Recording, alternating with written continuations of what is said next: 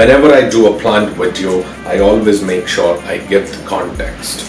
Why you need to grow henna plant. The answer is simple.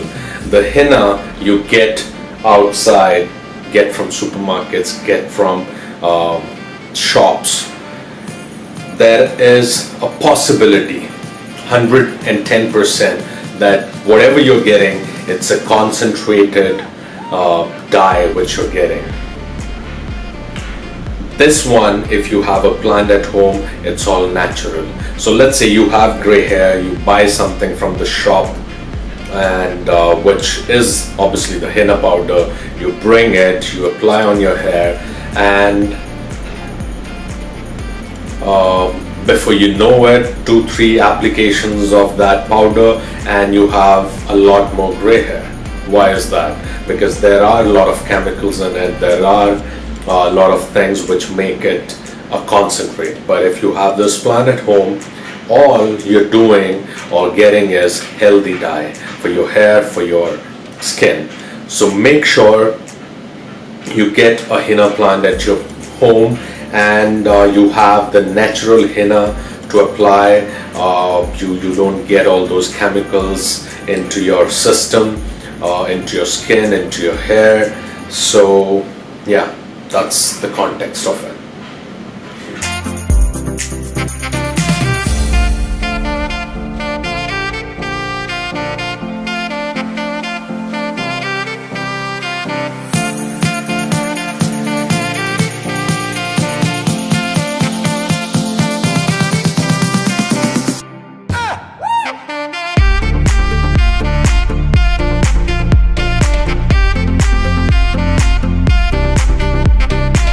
Hey guys, what up? Welcome to my YouTube channel, Gaurav Chikara Garden.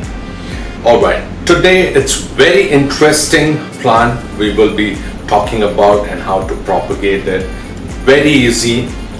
You don't need a growth hormone, you don't need a fungicide, you don't need a lot of equipment, you don't need to spend too much.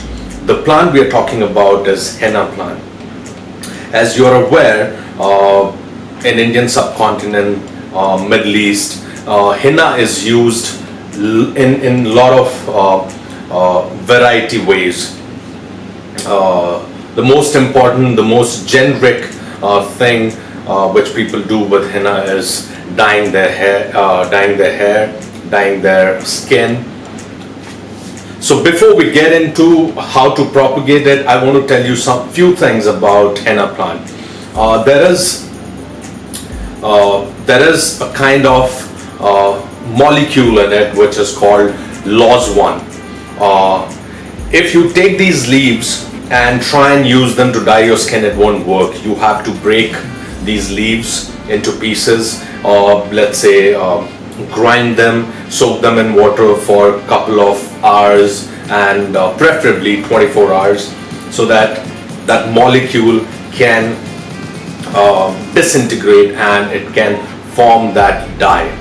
Lawsonia, the molecule, it is also known as hennatonic acid. So it won't work if these leaves are not broken into pieces. So that's about it.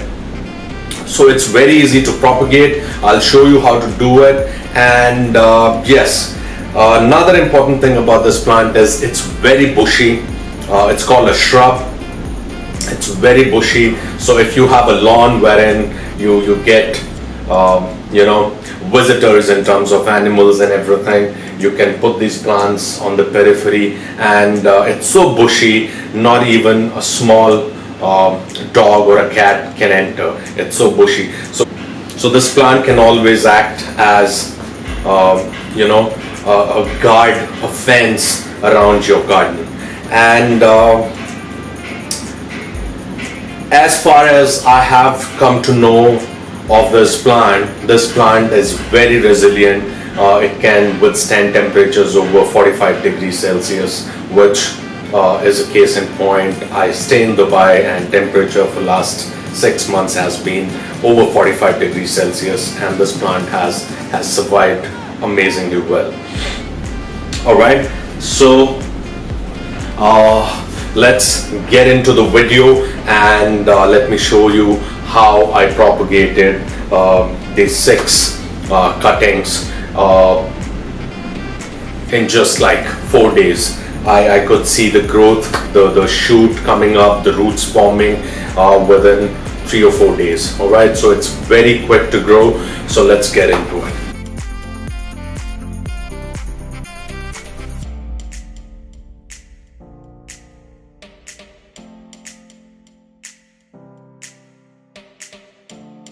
This is a beautiful plant, as you can see, and I'll talk about the girth on it, the growth on it, the minimal space in between the branches. I'll talk about it later, what this plant can be used as. But as you can see, it's on the periphery of a garden, so I'm sure you got the hint, and I'll explain this thing later. I had a hard time even looking for a branch.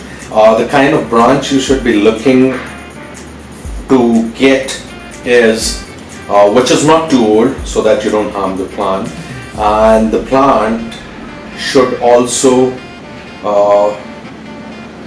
there should be a couple of ways wherein you need to take care of the plant as well. It doesn't matter if that plant belongs to you or no, but while taking a cutting, you have to make sure you don't spoil the shape of the plant, the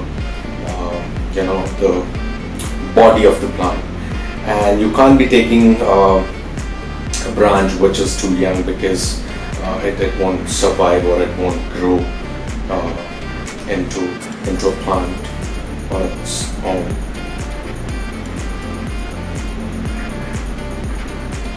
So this is a pretty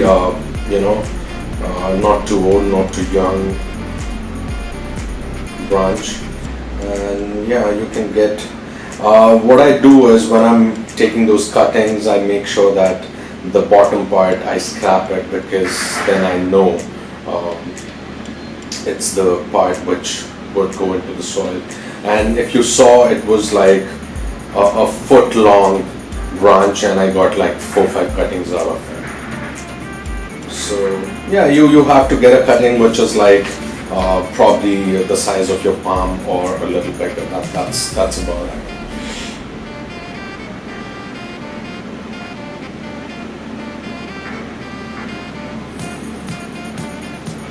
So these are the branches, and when you scrape the bottom, it's also to do with the growth of the roots, because if you damage it a little bit, it'll be easier for this branch to show roots.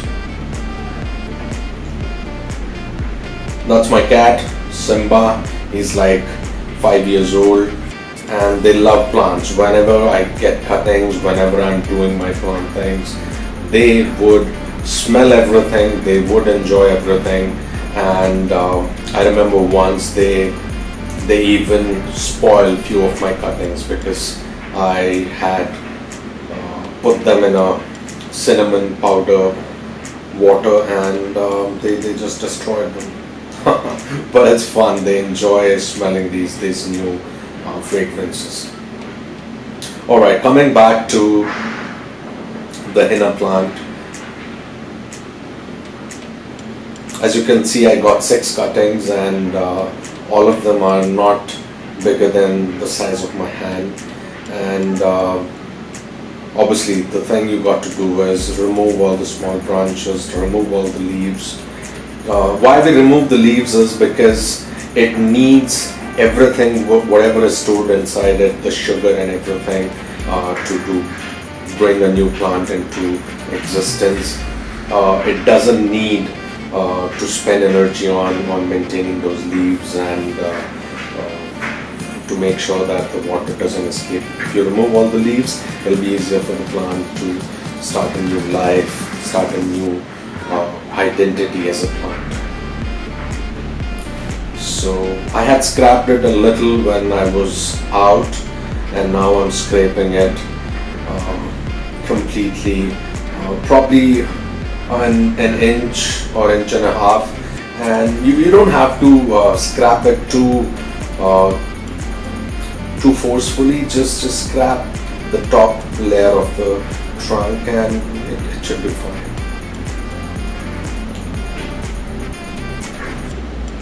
And if your cutting is a straight cutting or a standalone cutting, it's fine, but most of the times I prefer if there are like 2-3 branches coming out of it, so it's easier for the plant to, you know, grow more fuller,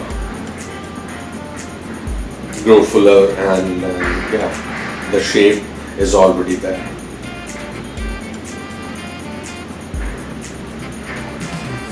And that's Mufasa. He's like 4 years old.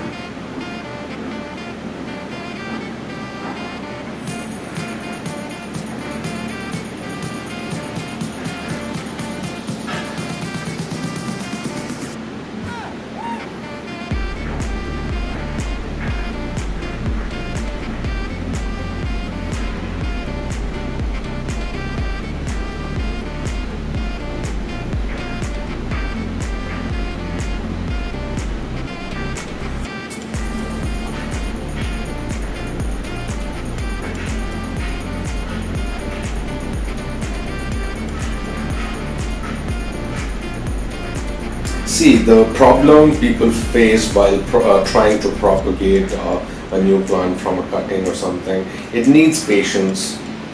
If you don't enjoy what I'm doing right now, I'm sorry, you won't be able to get the desired results. You have to like what you're doing.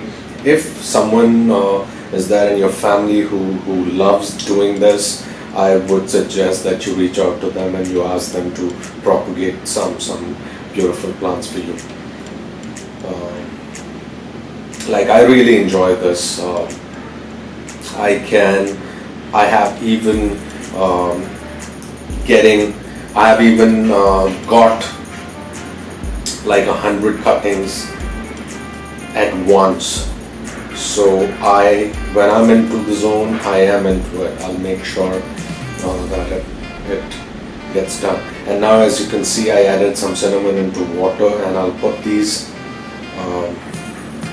in this water for at least 4 hours, but if you can put it overnight also, that's fine.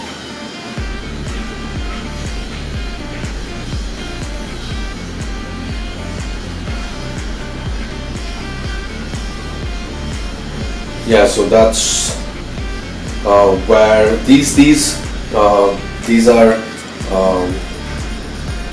thermocol cups, and I use them because in plastic it can get a little bit, you know, it gets difficult to puncture them. So you need to get the thermocol cups so that it's easier for you to make those holes in drainage holes at the bottom. And yeah, before you put these cuttings into these cups, I would suggest you should have had watered them for like a couple of times in 2-3 days, so that when you get the cuttings, you put them in cinnamon water. You already have watered these cups for like a couple of days, so the soil is quite moist, and then you put these cuttings into it.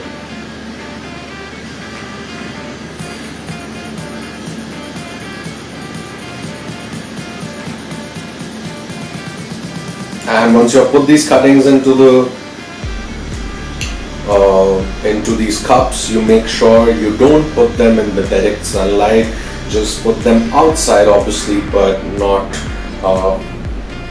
in the sun. Probably shade or in between plants, so that they don't get direct sunlight. It'll be easier for them to grow. The reason they need shade is because if the conditions are moist and dampy, they tend to shoot and root faster.